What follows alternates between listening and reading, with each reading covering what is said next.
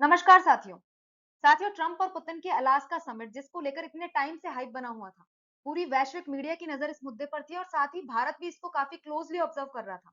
क्योंकि जैसा कि आप सभी जानते हैं कि यूएस के द्वारा पहले ही कह दिया गया था कि यदि इस तरीके की मीटिंग पुतिन और ट्रंप के बीच में फेल होती है तो इसका हर्जाना भारत को भुगतना पड़ेगा।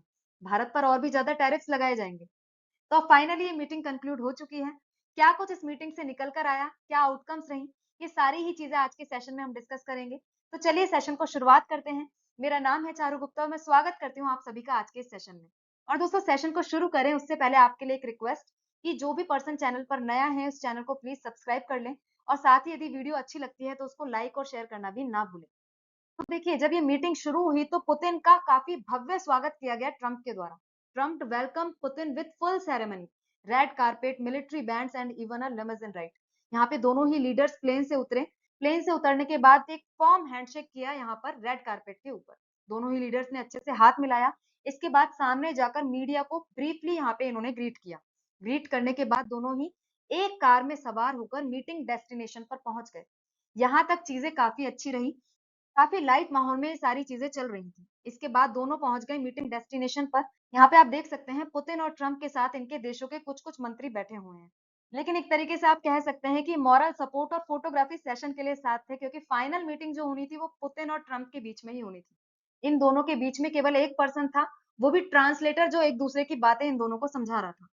इन दोनों के बीच में मीटिंग हुई।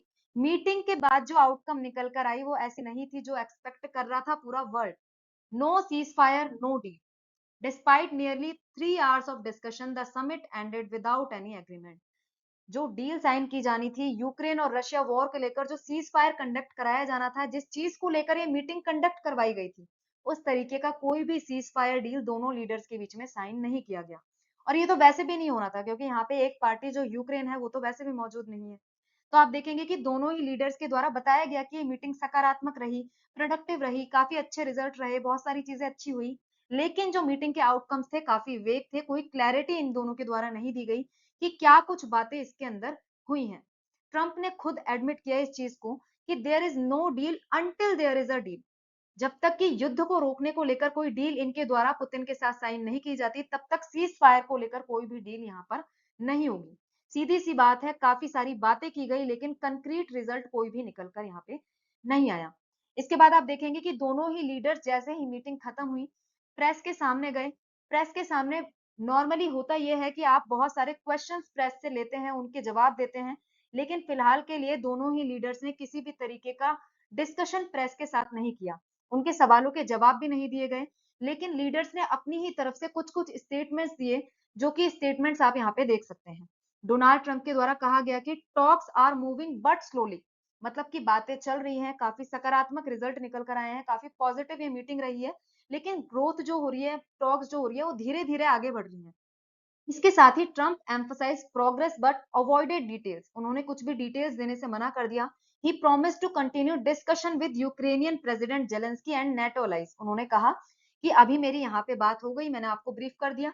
इसके बाद मुझे अभी जेलेंस्की से भी बात करनी है और नेटो के जो अलाइज हैं उनको भी ये सारी जाके सूचना यहाँ पे पहुंचानी है। तो मैं काफी सारे फोन कॉल्स यहाँ पे करने वाला हूँ और उन सभी को इस मीटिंग के बारे में जानकारी देने वाला हूँ। पुतिन काफी सेटिस्फाइड लगे। पुतिन की यदि बात करोगे तो पुतिन के लिए तो यहाँ पे हारने जैसा कुछ भी नहीं था। वो काफी कॉन्फिडेंट थे। इनके लिए इस मीटिंग में सब कुछ अच्छा ही अच्छा रहा।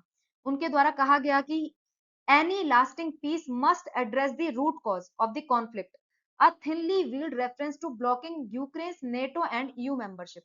इनका कहना था कि जो हम पहले से कहे जा रहे हैं कि यूक्रेन नेटो में शामिल नहीं हो सकता, उसको नेटो की मेंबरशिप नहीं मिलनी चाहिए। साथ ही यूक्रेन की जो वेस्टर्न कंट्रीज के साथ जो प्रॉक्सिमिटी बढ़ रही है, ऐसा यहाँ पे हम होने नहीं देंगे।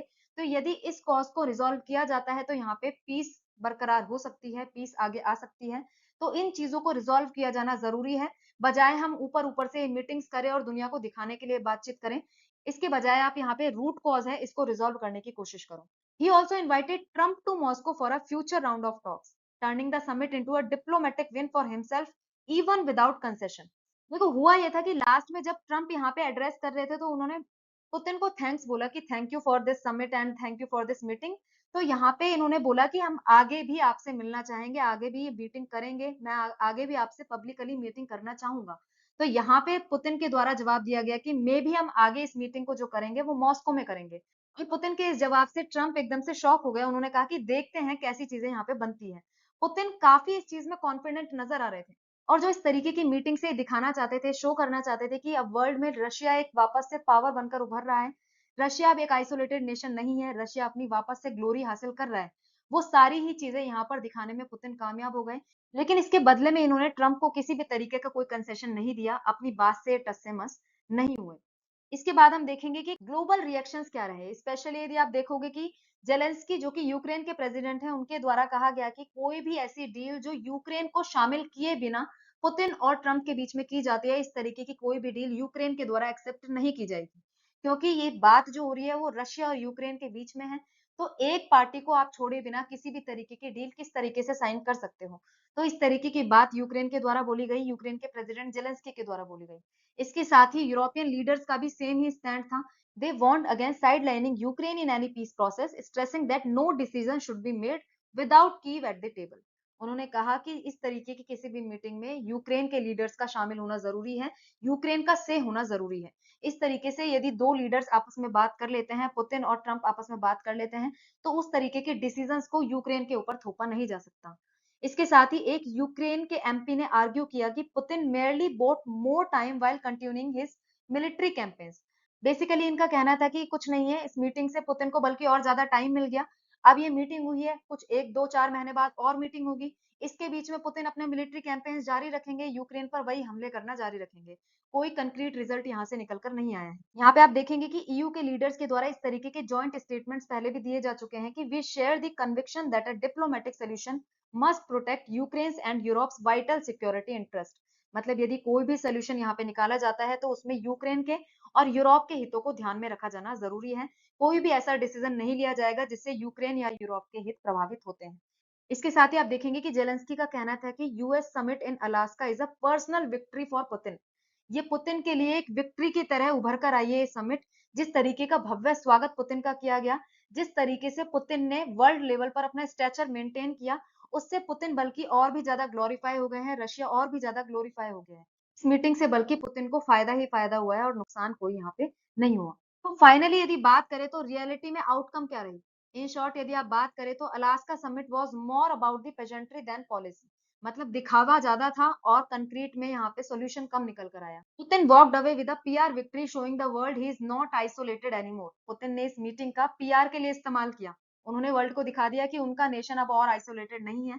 जिस तरीके से पहले रशिया एक सुपर पावर हुआ करता था, वैसे ही आज रशिया का स्टेचर काफी ऊंचा हो गया है। रशिया फिर से सुपर पावर बनने की कगार पर है। Trump manage to project optimism but delivered no tangible result. Trump ये दिखाते रहे कि हम बहुत ऑप्टिमिस्टिक हैं, मीटिंग से काफी अच्छे सकारात्मक रिजल्ट निकल कर आए हैं, काफी पॉजिटिविटी उनके द्वारा दिखाई गई, लेकिन कोई भी कंक्रीट रिजल्ट एज सच नहीं निकल कर आया। और at the end Ukraine remained on the sideline still facing a brutal war. आप देखेंगे कि यूक्रेन के लिए तो पहले से ही इस मीटिंग में कुछ होने वाला नहीं था। ये मीटिंग जेलेंस्की को साइड में रखकर पुतिन और ट्रंप के द्वारा की जा रही थी। तो यूक्रेन पहले से भी वॉर की सिचुएशन में था और अभी भी वॉर की सिचुएशन में है और आगे भी रहेगा। यूक्रेन के लिए इस मीटिंग से कुछ भी बदला नहीं है। फाइनली जितना हाई ऑप्टिमिज्म इस मीटिंग के साथ था, उतने ही लोअर रिजल्ट इस मीटिंग से निकल कर आए हैं। ये प्लान ट्रंप का पूरी तरीके से फेल हो चुका है, किसी भी तरीके की डील अब तक साइन नहीं की गई है। खैर, ट्रंप के द्वारा कहा गया है कि पुतिन, जेलेंस्की और ट्रंप के बीच में आगे जाकर एक मीटिंग हो सकती है, लेकिन वो मीटिंग कब होगी, कैसे होगी, अभी तक इसके बारे में कोई भी जानकारी नहीं है। तो फिलहाल के लिए ये चीज यहीं पे खत्म होती है। आप लोगों को क्या लगता है, इस मीटिंग से कौन ज्यादा फायदे में रहा, पुतिन या फिर ट्रंप? अपनी राय कमेंट बॉक्स में जरूर बताइएगा। आज के सेशन को यहीं खत्म करते हैं। Thank you very much.